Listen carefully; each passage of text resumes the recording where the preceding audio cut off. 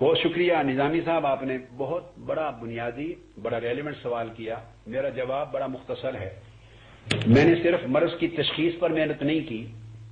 اس تشخیص کے بعد اگر قوم تیار ہو جائے تو میں نے اس کے آگے پورے نظام پر مکمل کام کمپلیٹ کر رکھا ہے، ایک ایک اینگل پر کام کر رکھا ہے، میری پوری فائلز تیار ہیں اور وہ ہر روز اس کے اندر اضافہ ہوتا رہتا ہے ریسرچ کے ساتھ۔ اس پر میرا مائنڈ ویکنٹ نہیں ہے، کلیئر ہے ہر چیز پر، لیکن میں اس کو اس وقت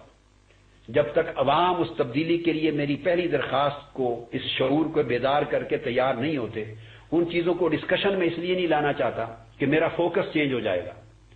کیونکہ اگر میں مثلاً کون سا نظام انتخاب ہو میں اس کا خاکہ دے دوں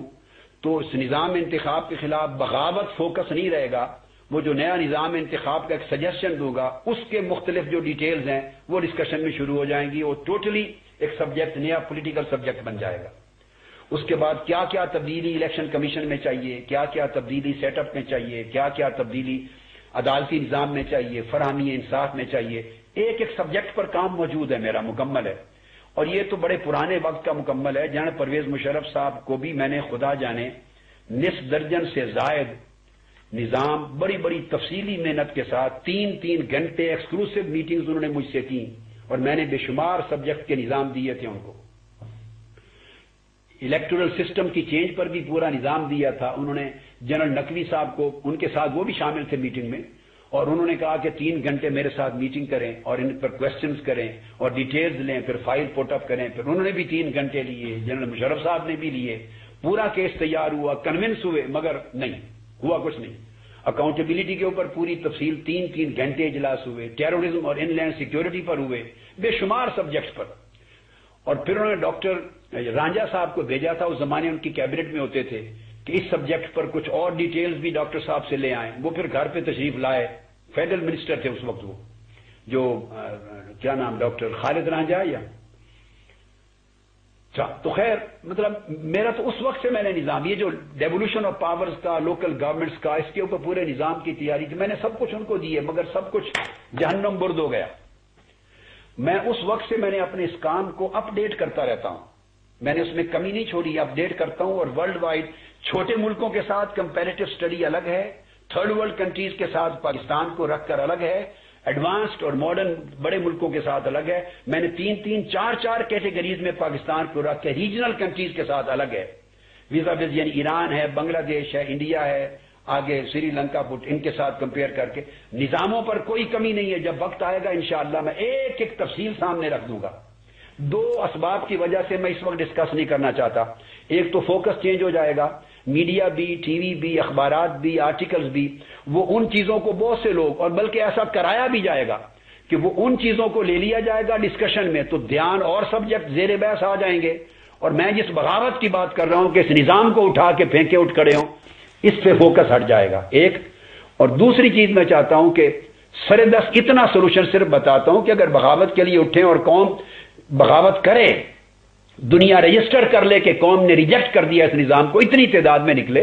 ایران میں بھی لوگ نکلے تھے اور مصر میں بھی نکلے ہیں، ٹیونس میں بھی نکلے ہیں، لیبیا میں نکلے ہیں، اور آپ وہ نکلے ہیں ایک بار، اتنا کم سے کم رجسٹر حکومت کو مسترد کیا ایک سسٹم کو، اٹھے ہیں۔ جب اٹھیں گے تو پھر اس کے بعد میں سمجھتا ہوں کہ ایک قومی حکومت تشکیل ہو، قومی حکومت جو بالکل غیر سیاسی بھی ہو اور غیر فوجی بھی ہو۔ یہ پاکستان کی 60 سالہ حکومت کا پہلا تجربہ ہوگا،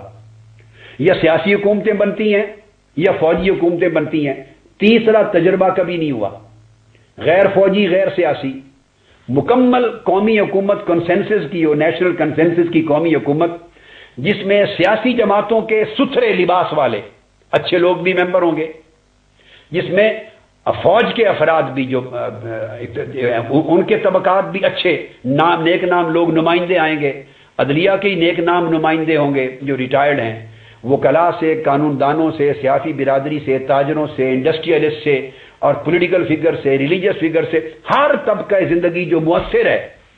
ان کی نمائندگی ہو اس کے اندر۔ اس لیے میں نے کہا نیشنل کنسنسس کی یہ قومی حکومت ہو، نان ملیٹری، نان پولیٹیکل۔ وہ جب بنتی ہے تو اس کو ٹاسک دیا جائے گا، اس میں اس کو دے دوں گا جو بھی اس کو لیڈ کرتا ہے، میں اس کو سارے نظام دے دوں گا، مگر شرط یہ لگاؤں گا کہ پھر لیڈ کرنے والا آدمی پھر ان تمام طبقات کے نمائندگان کو بلائے، انہیں اعتماد ملے، انہیں ایمانداری سے جمہوری طریقے سے ڈسکس کرے، اور تمام سٹیک ہولڈرز کو اور انٹرسٹ طبقات کو انوالو کر کے کنسنسس ڈیولپ کر کے ان میں امینڈمنٹس کرے، جو کچھ میں تیار کر کے رکھا ہے قوم کو دینا چاہتا ہوں۔ امینڈمنٹس ہوتی ہیں ڈیولپ کرے، ان خرابیوں پر اتفاق ہو، پھر اس سسٹم کو کنسنسس کے ساتھ کر کے اس کو انفورس کرے، اور وہ انفورس کر کے جمہوریت کی گاڑی، سیاست کی گاڑی، عدلیہ کی گاڑی، انتظامیہ کی گاڑی، لا کی گاڑی جب صحیح، معیشت کی گاڑی صحیح ٹریک پہ چل پڑے تو پہلا کام ہو اولی فرصت میں جتنا پاسبلی کم سے کم وقت ہو کہ پھر الیکشن اس نئے نظام کے تحت کرائے جو ان ساری خرابیوں سے پاک ہوں، اور کرا کے وہ گورنمنٹ کے لوگ جو ہیں واپس چلے جائیں نئے نمائندوں کو سونپ کر۔ تو میں اس وقت دے دوں گا سارا۔ پہلے میں دو وجوہ کی بنیاد پر، ایک چاہتا ہوں کہ جب نظام آئے تو کنسنسس ہو، باقیوں کی بھی ان پٹ ہو، اور نمبر 2 میں فوکس چینج نہیں کرنا چاہتا۔ شکریہ۔